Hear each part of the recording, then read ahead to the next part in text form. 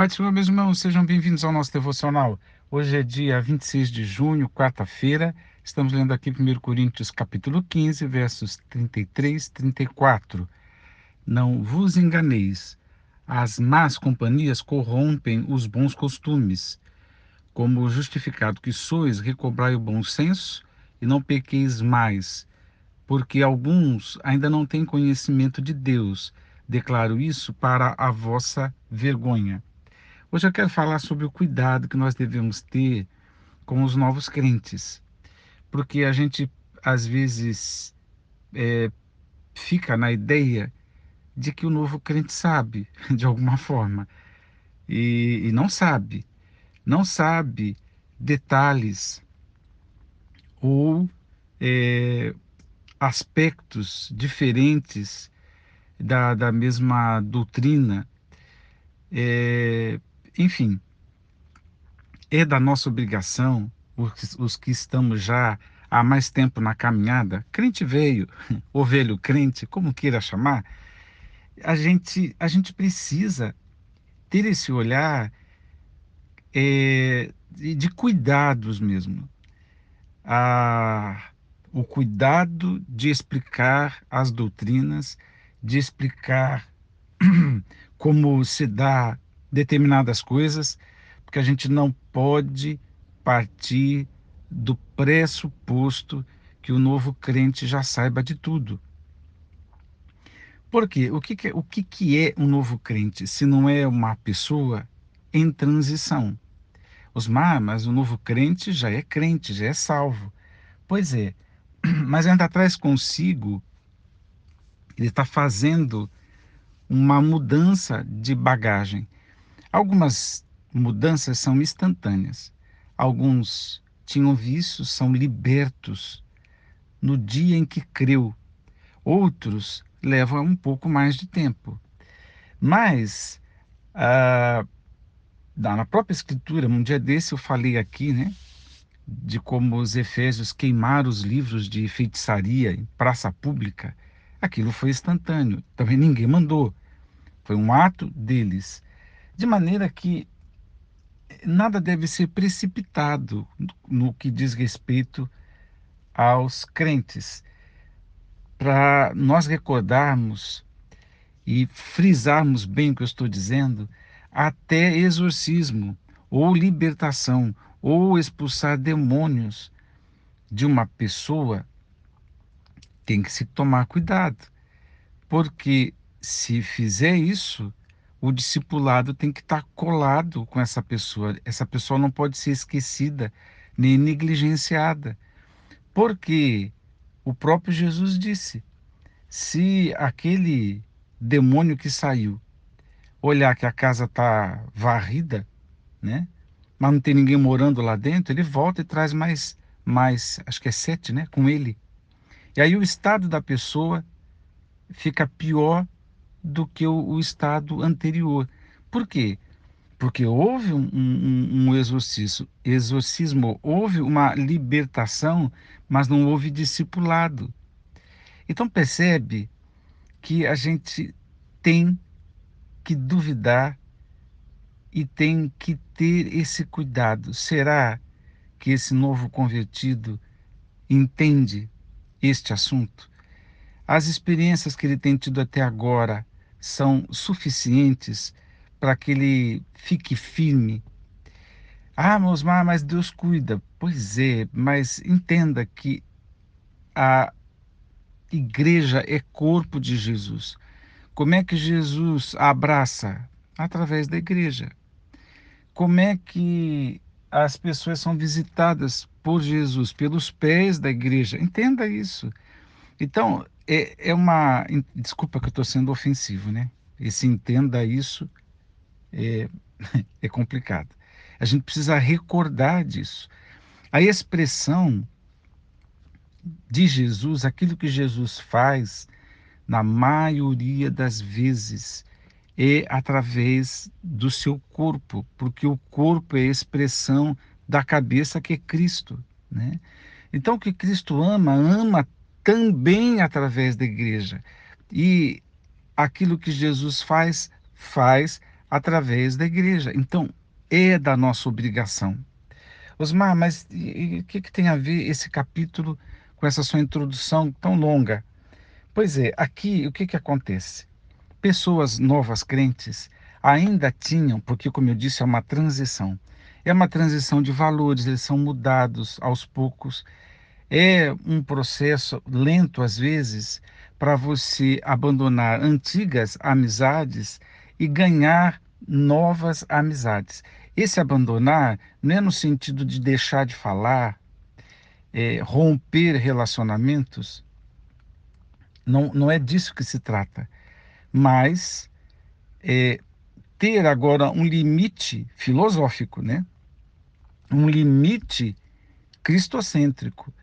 Os amigos que eram da antiga vida, vamos dizer assim, agora você tem um limite. Tem convite que você não aceita mais, né?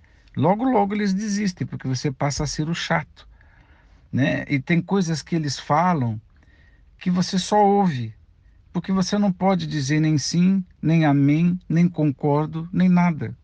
Por quê?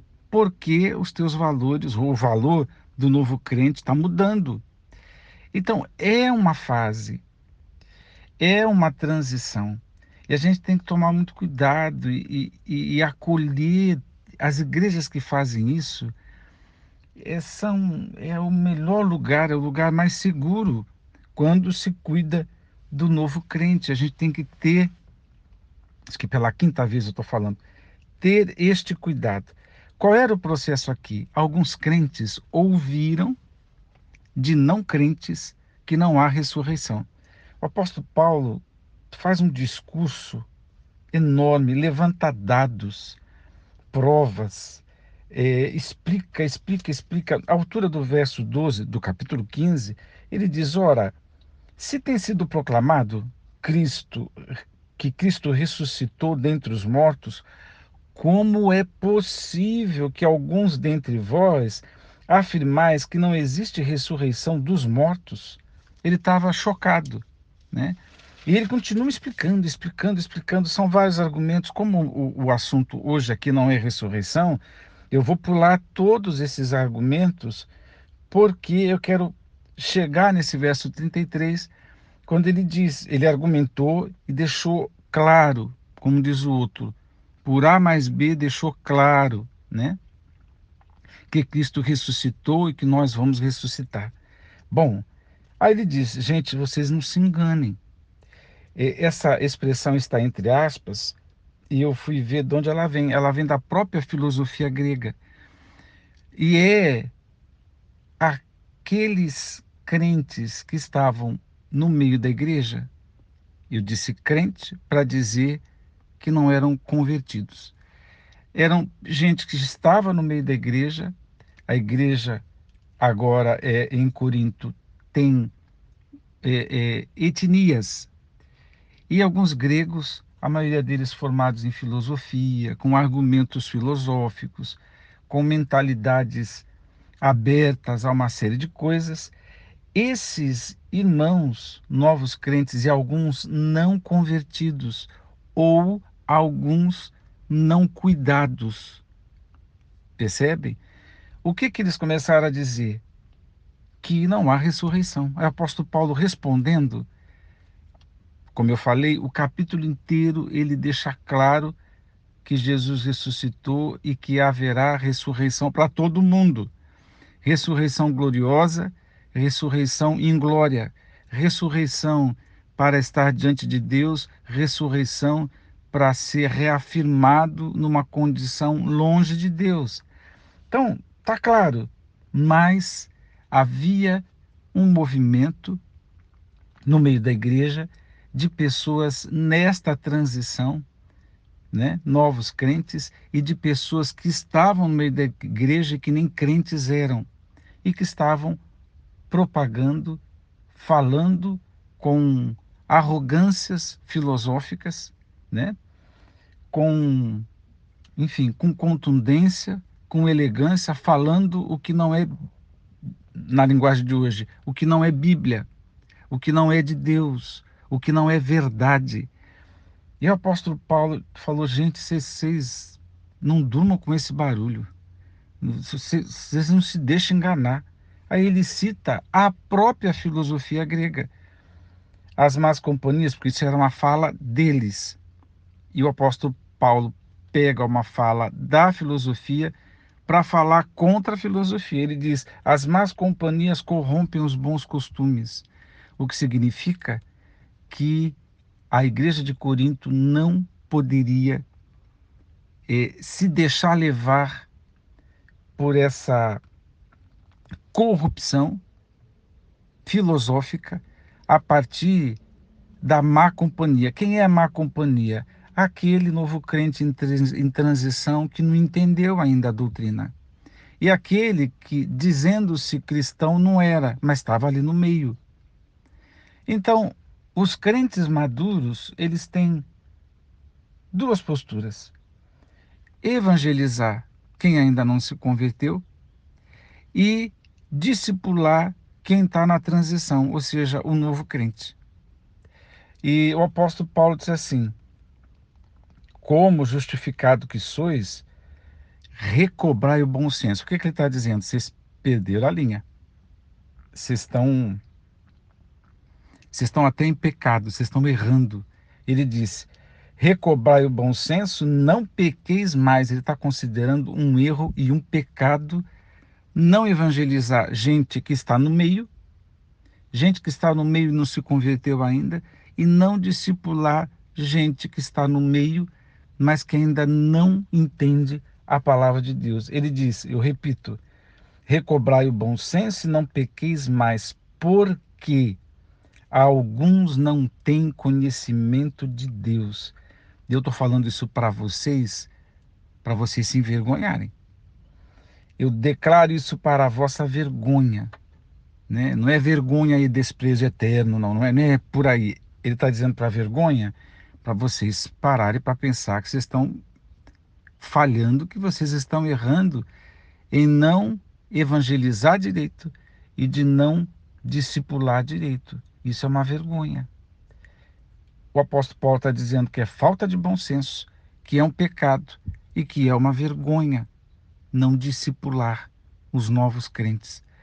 Olha, meus irmãos, quando eu li isso aqui foi um chute na canela, porque quantos, dá para contar nos dedos, que perdem tempo para sentar com o novo crente e discipular, e conversar e explicar. Esses dias, obviamente sem citar nome de ninguém, mas discutir, não eram assim novos crentes no sentido pouquíssimo tempo, mas ainda tinha uma dúvida. E aí a gente lança a mão de algumas verdades, né? E a gente tem que tentar explicar. E isso, no meu caso, acontece no meio pentecostal. Por exemplo, eu tive que explicar mais uma vez, mas fiz isso com amor, a diferença entre profecia e profetada. É para é uma vergonha que tenha no nosso meio pessoas com dúvida, né? E aí eu estou dando este exemplo, que são irmãos queridos, né? Mas eu posso ampliar isso aqui para muitos outros exemplos, mas não vou fazê-lo. Mas para pensar. Quando um novo convertido tem dúvida ou faz ou fala alguma coisa errada, a falha é da igreja, é dos crentes velhos ou dos velhos crentes. É uma falha no bom senso, é um pecado, segundo o apóstolo Paulo, e é uma vergonha. A culpa não é do novo crente, percebe o que o apóstolo Paulo está falando? A culpa não é do novo crente. O novo crente está em má companhia, né? Companhia que fala coisas indevidas, mas a igreja tem que combater com a verdade. E vai ser sempre assim. Enquanto tiver ideologias no nosso meio, filosofia vã, ideias progressistas, ideias da vã filosofia, ideias que justifiquem o pecado, tudo aquilo que não é evangelho, tudo aquilo que não é palavra de Deus, a gente tem que ficar esperto, tem que tomar cuidado. E é isso. Eu quero ficar com os olhos mais abertos, mais atentos, porque sempre teremos novos crentes e sempre seremos combatidos. A doutrina tem que ser preservada, defendida, e é pelos crentes mais antigos. Deus te abençoe. Vamos orar. Pai, rendemos graças a Ti. Obrigado por Tua palavra. Nos ajuda, Senhor, a nos responsabilizar pelos novos crentes. Nos ajuda, Senhor, a ter esse olhar de cuidado, que caia por terra, Senhor, no coração da igreja, o pressuposto de que eles sabem, porque não sabem, porque precisam aprender. Tem coisas que não sabem ainda e nós temos essa responsabilidade. Não nos deixe pecar, principalmente ignorando os novos crentes. Eu rogo a Deus no nome de Jesus. Amém.